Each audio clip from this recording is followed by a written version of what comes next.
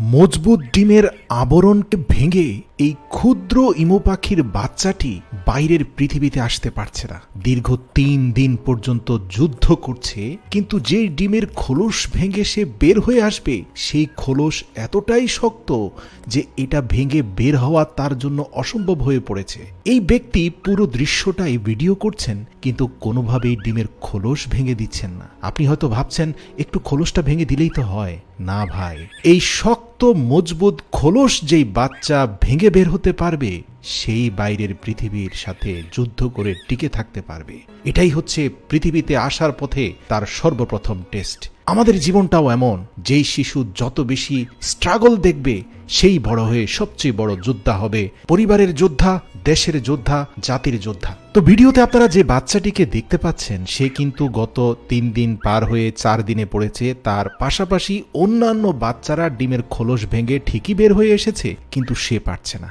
ধৈর্য হারাননি এই খামারি। মুখটাকে কাছে নিয়ে তিনি অক্সিজেন দেওয়ার চেষ্টা করছেন, গরম বাতাস দেওয়ার চেষ্টা করছেন যাতে সে ভেতরে বেঁচে থাকে। কিন্তু তাই বলে পৃথিবীতে আসার সবচেয়ে বড় যে পরীক্ষা, সেই খোলস ভেঙে দেওয়ার কাজটা তিনি করছেন না। এটাই আপনাকে করতে হবে। আপনার সন্তানকে যুদ্ধ করা শেখাতে হবে, আপনার সন্তানকে যুদ্ধের জন্য প্রস্তুত করতে হবে, কিন্তু সন্তানের যুদ্ধ নিজের ঘাড়ে উঠিয়ে নেবেন না। এতে আপনার সন্তান দুর্বল হয়ে যাবে, সেলফ ডিপেন্ডেন্ট না হয়ে আপনার উপর নির্ভরশীল হয়ে উঠবে। একবার ভাবুন, যখন আপনি থাকবেন না এই সন্তান কত সংকটে পড়বে। প্রিয় দর্শক, আমি অনুরোধ করব এই ভিডিওটা শেষ পর্যন্ত দেখুন, কারণ এই ইমু পাখিটির ঘটনা আমার আপনার জীবনের সাথে ওতপ্রোতভাবে জড়িয়ে আছে। প্রিয় দর্শক, ৫ম দিনে পা দিয়েছে। ইতিমধ্যে ধারালো ডিমের খোলসের আঘাতে সে ক্ষতবিক্ষত হয়েছে, কিন্তু যুদ্ধ সে বন্ধ করেনি। সর্বশেষ ৬ষ্ঠ দিনে সে খোলসটা পরিপূর্ণরূপে ভাঙতে পেরেছে, কিন্তু ভারী খোলসের নিচে যে পাতলা শেলগুলো আছে সেই শেলটা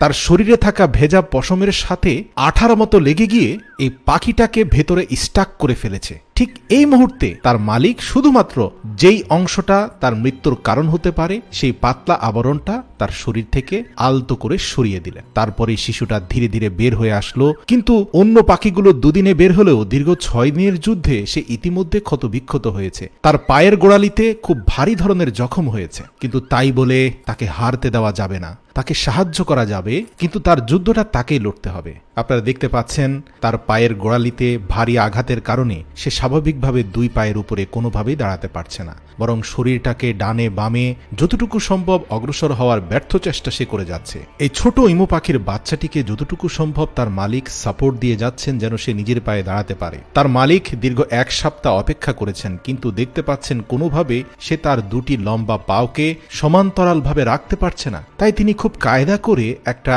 রাবার স্ট্রিপের কাপড় তার ২ পায়ের মধ্যখানে টানা বা সাপোর্ট হিসাবে লাগিয়ে দিলেন, যাতে ২টি পা একটা থেকে আরেকটা সমান্তরালভাবে থাকে, সে তার বডির স্ট্রেংথ খুঁজে পায়। তো এই সাপোর্ট দিয়েও দীর্ঘ ৩ দিন প্রচেষ্টার পরেও সে সোজা হয়ে দাঁড়াতে পারেনি। তাই তিনি একটা আপার সাপোর্ট আর একটা লোয়ার সাপোর্ট দিয়ে সে ইমু পাখির বাচ্চাটিকে নিজের পায়ে দাঁড়ানোর জন্য সহযোগিতা করতে লাগলেন। এমনকি ছোট ছোট রাবার ব্যান্ডও তিনি লাগালেন। অর্থাৎ এখানে সর্বোচ্চ চেষ্টা করা হচ্ছে এই ছোট্ট পাখিটাকে নিজের পায়ে দাঁড়াতে সাহায্য করার জন্য। এই সকল সাপোর্টের বিনিময়ে যে সে তাৎক্ষণিক দাঁড়িয়ে গেছে ব্যাপারটা তা নয়, তাকে আরো কয়েকটি সপ্তাহ স্ট্রাগল করতে হয়েছে। দেখা যাচ্ছিল দীর্ঘ ৫ মিনিট ডানে বামে কাঁপাকাঁপি করে সে ২-১ জন্য সোজা হয়ে দাঁড়াতে পেরেছে। সে পরবর্তী কয়েক সপ্তাহ ধারাবাহিক পরিশ্রম করার কারণে ধীরে ধীরে সে সফলভাবে এই সাপোর্টগুলোর বিনিময়ে দাঁড়াতে পেরেছে। কিছুটা দুর্বলতা এবং কাঁপাকাঁপি থাকলেও সে লম্বা রাস্তা সোজা হয়ে হাঁটতেও পেরেছে। এবার ইমু পাখির মালিক তার পায়ের নিম্নাংশের সাপোর্টটি খুলে দিলেন, কারণ তিনি চান এই পাখিটি কোনো সাপোর্ট ছাড়াই হাঁটতে শিখুক। কারণ আপনারা দেখতে পেয়েছেন টানা দীর্ঘ ১ মাস পরে ইমু পাখিটি সক্ষমভাবে হাঁটা শুরু করেছে এবং ইতিমধ্যে তার দলের অন্যান্য সদস্যদের সাথে সংযুক্ত হয়েছে।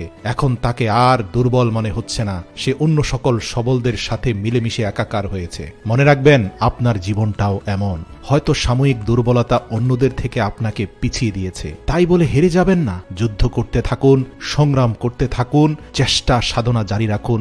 মনে রাখবেন, আল্লাহ ধৈর্যশীলদের সাথে আছে।